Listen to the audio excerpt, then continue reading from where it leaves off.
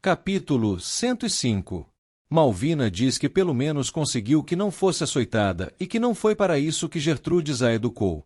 Isaura agradece.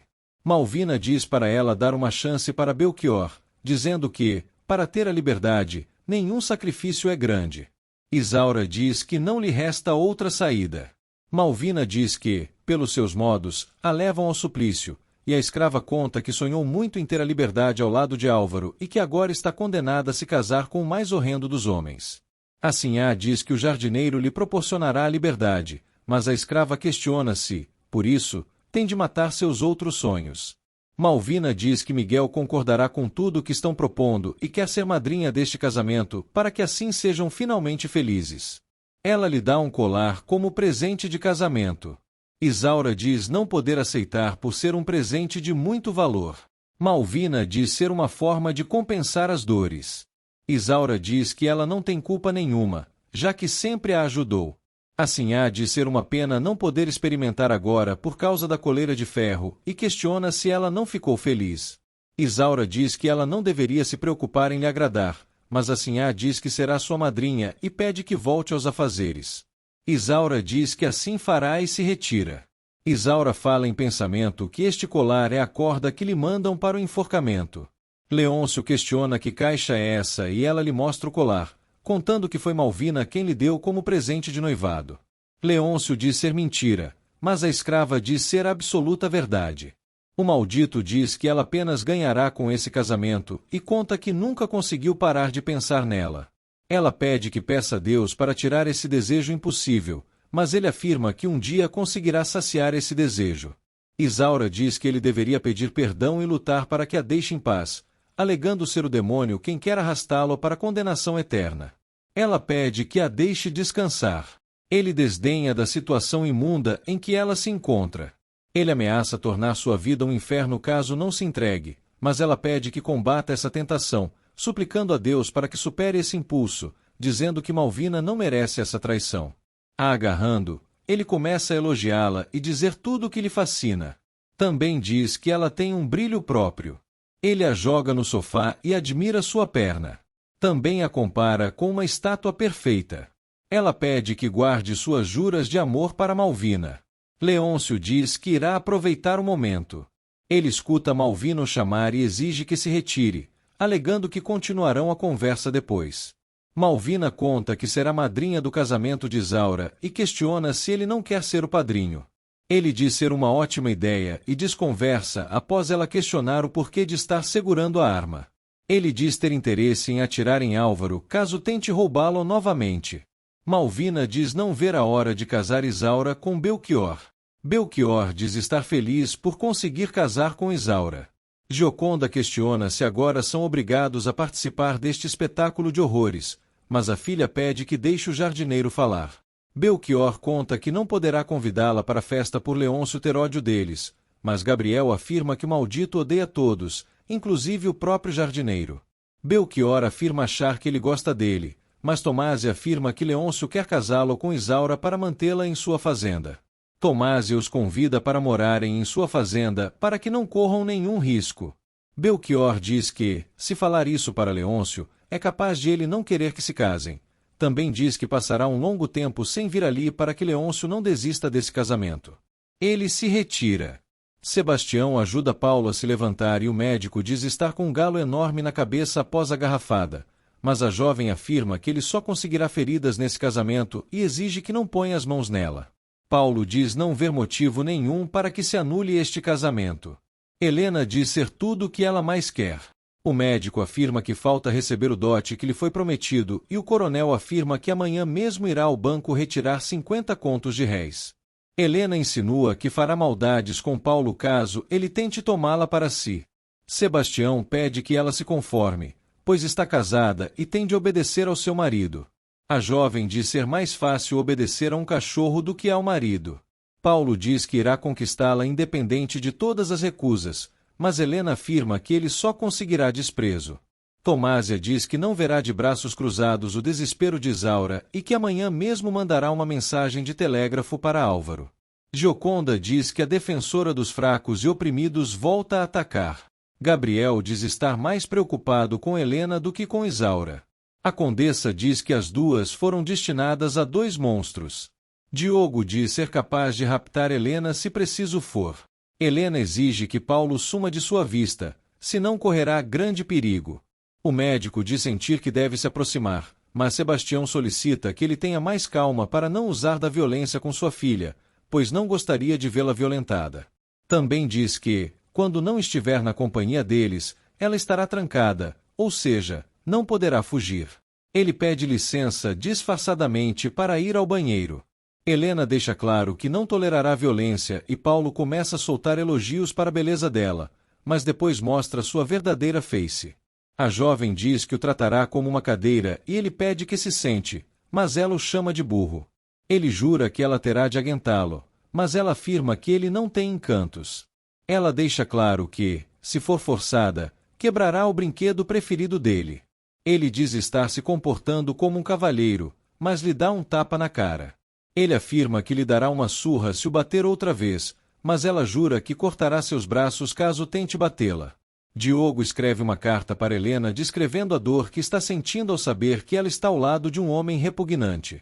Gioconda e Tomásia o observam escrever.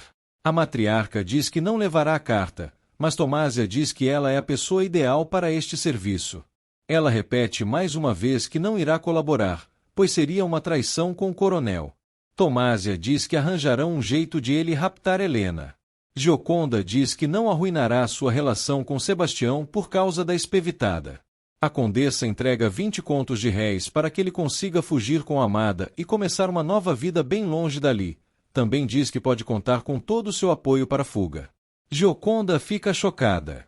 Na cama, Leôncio sonha com Isaura em seu leito, dizendo que o ama e que se entregará.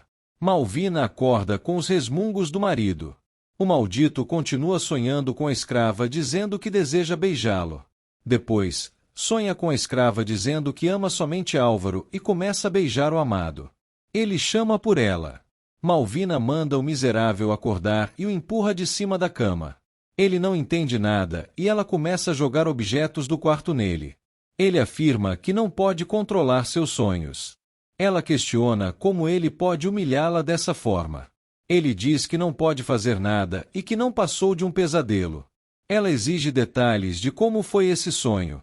Ele conta que Álvaro estava com Isaura, mas que é assim a quem ele ama. Ela afirma que ele é um mentiroso por não querer lhe contar a verdade.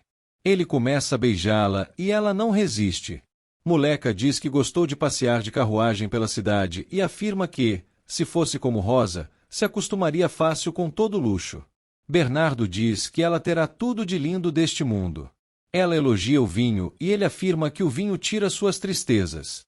Ela afirma que ficou bastante triste desde a vinda de Rosa para o quilombo. Bernardo diz que André é muito mulherengo, mas que é um bom homem. Moleca diz que isto é bastante ruim. Bernardo diz que seu coração tem apenas uma dona, ela. Ela afirma ser verdade, e diz que nunca o viu com galanteios para outras mulheres, apenas ela. Ele a pede em casamento e ela afirma que irá pensar com carinho. Ele a puxa e se beijam. Ela recusa o pedido de deitar-se com ele, dizendo que ainda não está pronta para este amor.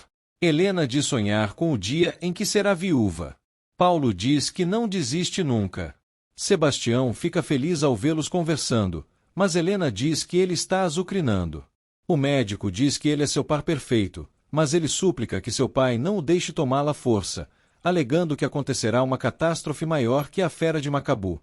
Paulo usa metáforas para dizer que saberá domá-la. Sebastião o aconselha a deixá-la descansar para que amanhã fique livre. Helena comemora. Flordelis cumprimenta o sargento, mas ele fica irritado por ela estar de conversinha com Henrique. Ela caçoa da situação, mas ele afirma que ela lhe jurou amor. Ela afirma que não pode amar, já que é uma mulher da vida e que apenas quis retribuir o prazer. Ela diz que só largará a vida fácil quando encontrar um príncipe. Henrique chega e os cumprimenta. A meretriz conta que estavam falando justamente dele e ressalta elogios. Aloísio diz que a sorte pode sorrir novamente para ele, mas o mocinho diz que está com sorte apenas na fortuna. O sargento conta que Álvaro foi para São Paulo para se casar com Branca. Flor delis questiona o que o sargento está pretendendo fazer, e Aloísio responde que quer dar a Henrique uma verdadeira princesa que está prestes a se casar com um dragão, ou seja, Isaura casando com Belchior. Flor delis se irrita com a informação e dá um pisão no pé dele. Violeta vem para cuidar do machucado.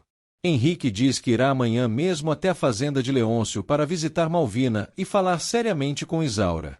Rosa reclama, dizendo que ali há mais mosquitos que na fazenda. Joaquina diz que ela não está gostando do quilombo.